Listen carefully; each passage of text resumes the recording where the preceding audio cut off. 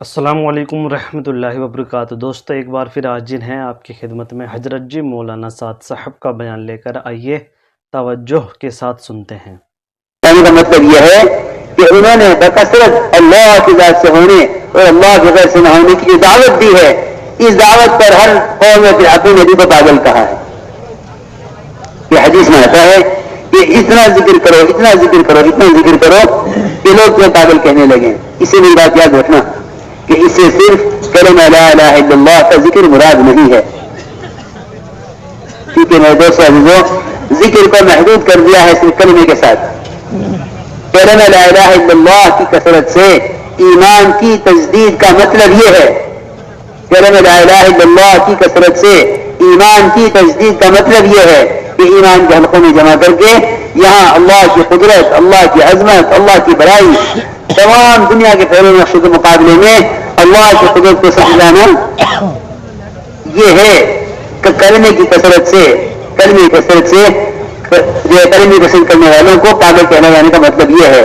کیونکہ انبیاء علیہ السلام نے جب اللہ کی طرف سے آ کر قوم کے نقشوں کے خلاف اللہ کی ذات سے ہونے کا تذکرے کیے تو قوموں نے نبیوں کو پاگل کہا ہے۔ میری بات ذرا دھیان سے سننی ہوگی بھائی، کیونکہ حدیث میں آتا ہے، ذرا اس کو سمجھ لو، حدیث میں آتا ہے کہ مختلف خاندان، مختلف قبیلوں کے لوگ اللہ کے گھروں میں سے کسی گھر میں جمع ہو کر جب اللہ کے تذکرے کرتے ہیں، یہاں بے شک ذکر کا لفظ ہے حدیث میں، لیکن یہاں ایمان کے مجلس سے اللہ کے تذکروں کی مجلس مراد ہے۔ اجتماعی ذکر سے اللہ کی قدرت، اس کی عظمت، اس کی بڑائی کے تذکرے مراد ہیں۔ یہ میں یہ بات سمجھانے کے لیے کہہ رہا ہوں کہ اس وقت امت میں اللہ کا ذکر تو کرتے ہیں، اللہ کے تذکرے نہیں کرتے۔ اللہ کا ذکر تو کرتے ہیں، اللہ کے تذکرے نہیں کرتے۔ ایسا سمجھتے تھے جن کے تذکرے ہوں گے ان کا یقین ہوگا، چاہے ذکر بھی کرتے ہوں۔ جن کے تذکرے کریں گے ان کا یقین ہوگا دلوں میں، چاہے ذکر بھی کرتے ہوں۔ سنو میں کیا عرض کر رہا، ہم ذکر کرتے ہیں، اللہ کے تذکرے نہیں کرتے۔ یہاں حدیث میں فرمایا کہ مختلف قبیلوں کے، مختلف خاندان کے لوگ اللہ کے گھروں میں سے کسی گھر میں جمع ہو کر، یعنی مسجد مراد ہے، یہاں جمع ہو کر اللہ کے جو تذکرے کرتے ہیں۔ اللہ اکبر، سنو تو صحیح، حدیث میں آتا ہے کہ ایک فرشتہ اپنے پروسا آسمان تم کو گھیر لیتے ہیں اور اللہ رب العزت ان سے بہتر مجلس میں ان کا ذکر فرماتے ہیں، ان سے بہتر مجلس میں ان کا ذکر فرماتے ہیں۔ بلکہ بعض علماء نے تو تفسیر یہ کی ہے کہ ولا ذکر اللہ اکبر، کہ ولا ذکر اللہ اکبر کا مطلب یہ ہے کہ اللہ تعالیٰ اپنا ذکر کرنے والوں کا ذکر کریں، یہ ہے ذکر اکبر۔ ذکر اکبر اس کو فرمایا۔ اکثر مفسرین کی تفسیر یہی ہے کہ ذکر اکبر کا مطلب یہاں یہ ہے کہ اللہ کے بندے جو اللہ کے گھروں میں جمع ہو کر اللہ کے تذکرے کریں گے، اللہ تعالیٰ ان سے بہتر مخلوق فرشتوں کے درمیان ان کے تذکرے کریں گے۔ ان کے تذکرے اللہ اپنی فرشتوں کے درمیان میں کریں گے، یہ ہے مطلب ذکر اکبر کا۔ اللہ تمہارا ذکر کرے، یہ ذکر اکبر ہے۔ اللہ تمہارا ذکر کرے، اللہ ہمارا ذکر کرے، یہ ہے ذکر اکبر۔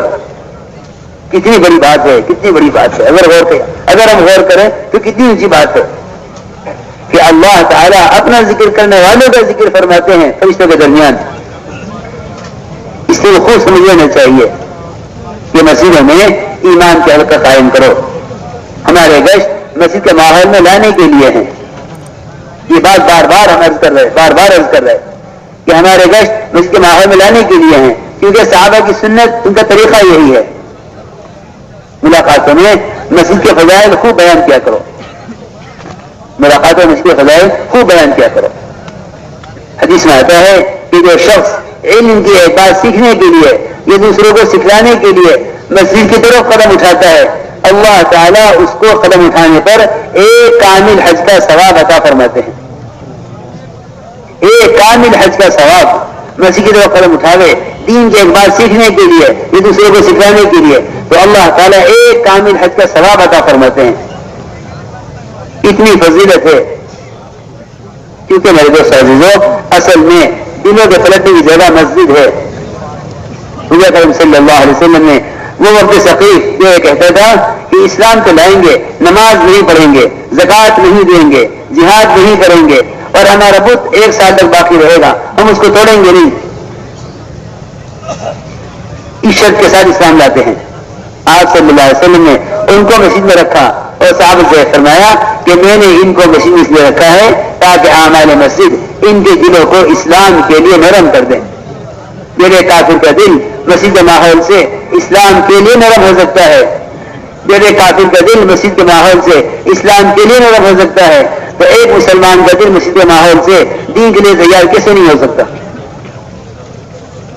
اس لیے میرے دوستوں عزیزوں، مسجد کو ملاقاتوں کے دوران عمل سے خالی نہ چھوڑو، کیونکہ دعوت باتوں کی طرف نہیں ہے، دعوت ان اعمال کی طرف ہے جن اعمال میں مشغول رہنے سے اور جن ماحول سے دل پلٹتے ہیں. آپ اندازہ کریں تو طفیل ابن عمرو دوسی رضی اللہ تعالیٰ عنہ وہ جب مکہ مکرمہ آئے تو قریش نے طفیل ابن عمرو دوسی کو آپ صلی اللہ علیہ وسلم کی دعوت سے ڈرایا اور یہ کہا کہ طفیل نہ ان کی بات سننا نہ ان سے بات کرنا، اس لیے کہ ان کی بات سنتا ہے وہ ان کا ہو جاتا ہے. تو طفیل ابن عمرو دوسی رضی اللہ فرماتے ہیں کہ میں نے آپ کی بات کو سننے کے لیے اپنے کانوں میں روئی ٹھوس لی، کان بند کر لیے کہ کوئی آواز میرے کان میں نہ پڑے. فرماتے ہیں کہ اچھی طرح کان بند کر کے میں مسجد حرام میں داخل ہوا اور میں آپ کی بات سننے بھی نہیں چاہتا تھا، لیکن حرم میں داخل ہوتے ہی میں نے دیکھا کہ آپ صلی اللہ علیہ وسلم کعبے کے پاس نماز پڑھ رہے تھے. فرماتے ہیں کہ میں اندر گیا تو میرے دل نے یہ کہا کہ طفیل تجھے ان کی بات سننی چاہیے، تجھے ان کی بات سننی چاہیے،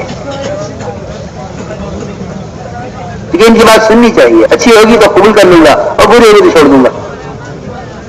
فرماتے ہیں طفیل ابن عمرو رضی اللہ تعالیٰ عنہ کہ میں نے کانوں سے روح نکالی اور میں نے آپ کا کلام سنا اور اسلام اسی وقت قبول کیا، اور اتنا ہی نہیں بلکہ آپ سے کہا فوراً کہ یا رسول اللہ میری قوم میری بات مانتی ہے، میں اپنی قوم کو جا کر دعوت دوں. اللہ کی شان جو کان میں روئی ٹھوسے ہوئے تھے مسجد سے باہر، انہوں نے مسجد میں آ کر بات سنی اور بات سن کر یہ عرض کیا کہ اپنی قوم کو جا کر دعوت دوں. چند سال میں 80 خاندان قبیلے دوست کے 80 خاندان ان کے ذریعے اسلام میں داخل ہوئے، جن کو لے کر یہ خیبر کے موقع پر پہنچے حضور اکرم صلی اللہ علیہ وسلم کی خدمت میں. جو خود بات سننے نہیں چاہتا تھا وہ 80 خاندانوں کے اسلام میں داخل ہونے کے ذریعہ بنا ہے. میرے دوستوں عزیزوں، میں جو بار بار عرض کر رہا اپنے کام کو سنت کی طرف لاؤ، اپنے کام کو سنت کی طرف لاؤ.